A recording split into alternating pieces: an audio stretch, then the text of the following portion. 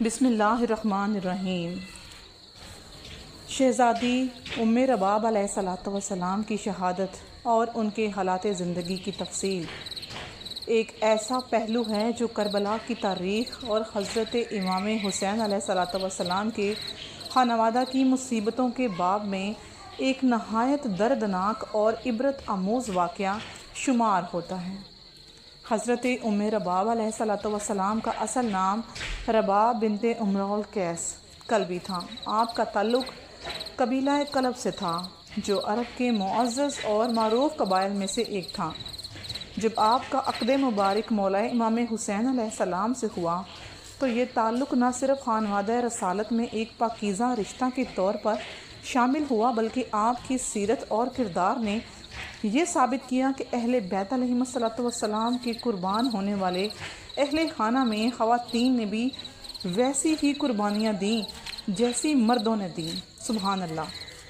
حضرت شہزادی ام رباب علیہ الصلوۃ والسلام وہی عظیم بی بی ہیں جو سید الشہداء مولا امام حسین علیہ الصلوۃ والسلام کی زوجہ محترمہ اور ننھی بچی شہزادی سکینہ صلوات اور شہزادہ علی اصغر علیہ السلام کی والدہ ہیں۔ ان کی زندگی کا ہر لمحہ صبر و استقامت کا آئینہ ہے۔ جب کربلا کا دردناک واقعہ رونما ہوا اس دن کا سب سے بڑا المیہ یہ تھا کہ نہ صرف مولا امام حسین علیہ السلام اور ان کے بھائیوں اور اصحاب نے جام شہادت نوش کیا بلکہ خانوادہ رسالت کی خواتین اور بچوں کی اسیری کی مصیبتیں برداشت کرنا پڑیں۔ شہزادی ام رباب علیہ السلام نے اپنی آنکھوں کے سامنے اپنے لخت جگر 6 ماہ کے شیر خوار شہزادہ علی اصغر کو پیاس کی شدت میں تڑپتے دیکھا۔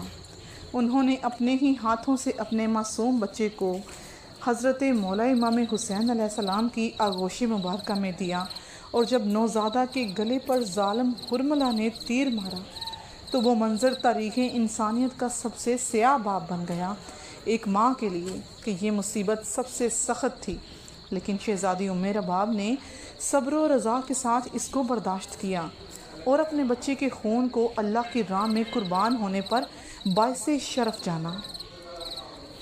کربلا کے بعد جب شام غریباں کا اندھیرا چھایا تو شہزادی ام رباب کی آزمائش مزید بڑھتی گئی۔ ایک طرف بیٹی شہزادی سکینہ صلوات کو تسلی دینا، دوسری طرف اپنے بچے کی جدائی کا غم سہنا اور پھر حضرت مولا امام حسین علیہ السلام کی شہادت کے بعد اسیری کے کٹھن مراحل کو برداشت کرنا، اس میں شریک رہنا، یہ سب ایک ایسی مصیبتیں تھیں جو ایک عام خاتون کے بس کی بات نہیں تھی۔ کوفہ و شام کے بازاروں میں جب اہل بیت کو قیدی بنا کے لے جایا گیا تو شہزادی ام رباب ان قیدیوں میں شامل تھیں۔ انہوں نے اپنی معصوم بیٹی شہزادی سکینہ صلوات کو ظالم فوجیوں کی سختیوں اور دربار یزید کے بے ادبانہ سلوک کے درمیان سنبھالا، اور جب شہزادی سکینہ صلوات کی ننھی سی روح شام کے قید خانے میں پرواز کر گئی تو یہ داغ بھی ان کے دل پر لگا، انہوں نے یہ ظلم بھی برداشت کیا۔ تاریخ بتاتی ہے کہ واقعہ کربلا کے بعد مولا امام حسین علیہ السلام کی شہادت کے صدمے نے شہزادی ام رباب کو ہمیشہ کے لیے غمگین بنا دیا۔ وہ مدینہ واپس لوٹنے کے بعد کبھی خوشی کے کسی لمحے کو قبول نہ کر سکیں۔ ان کی زندگی کا مقصد صرف یہ رہ گیا تھا کہ اپنے شوہر کی یاد کو زندہ رکھیں، اپنے بچوں کی پیاس کو یاد کر کے آنسو بہائیں اور مظلوم کربلا کے غم کو دل میں لے کر باقی زندگی بسر کریں۔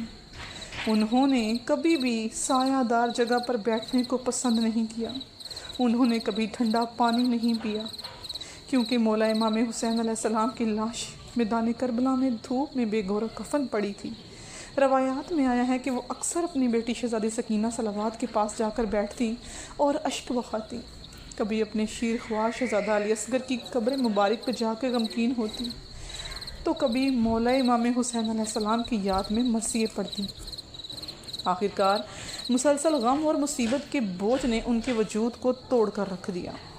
مورخین نے لکھا ہے کہ کربلا کے 1 سال بعد 6 ربیع الاول کو مدینہ منورہ میں شہزادی ام رباب علیہ السلام نے اس دنیا کو چھوڑ دیا۔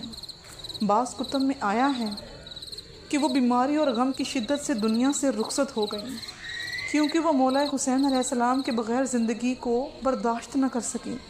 ان کی شہادت کو اہل بیت کے ماننے والے کربلا کے دن، ان کی وفات یا شہادت کا دن جس پر اہل بیت کے چاہنے والے ماتم اور غم کا اظہار کرتے ہیں، ان کی عظیم قربانی کو مناتے ہیں۔ ام رباب کی سیرت میں سب سے نمایاں پہلو یہ ہے کہ وہ صبر و رضا کی مجسم تصویر تھیں۔ ایک ماں کے ہونے کے باوجود انہوں نے اپنے بچوں کی شہادت پر لبوں پر شکایت نہ لائی، بلکہ اسے راہ خدا میں قربانی سمجھ کر قبول کیا۔ ایک زوجہ ہونے کے ناطے اپنے شوہر امام حسین کی شہادت کے بعد ان کو یاد اپنی زندگی کا سرمایہ بنا لیا۔ ایک خاتون اہل بیت ہونے کے ناطے اسیری کی تمام دکھوں کو برداشت کر گئیں اور ایک ایسی صبر کی مثال قائم کر گئیں کہ رہتی دنیا تک خواتین کے لیے صبر اور اصرار کا ایک عملی درس اس میں موجود رہے گا۔ 6 ربیع الاول کو جب ان کی روح پرواز کر گئی تو مدینہ میں ایک اور صدمہ برپا ہو گئے۔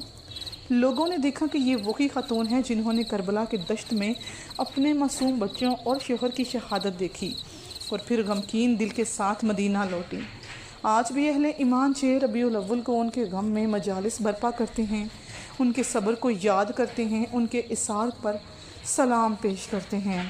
یہ دن ہمیں یہ سبق دیتا ہے کہ شہزادی ام رباب علیہ السلام کی قربانیاں دراصل کربلا کے پیغام کا حصہ ہیں۔ انہوں نے اپنے کردار اور اپنی استقامت سے یہ دکھا دیا کہ کربلا صرف میدان جنگ کا نام نہیں، بلکہ یہ صبر، اصرار، وفا اور خدا کی رضا کے لیے اپنی ہستی کو مٹا دینے کا، قربان کر دینے کا درس ہے۔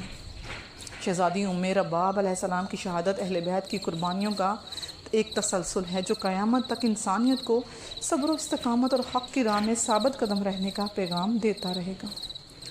اللہم صلی علی محمد وعلی آل محمد، اللہم ارزقنی شفاعت الحسین یوم الورود۔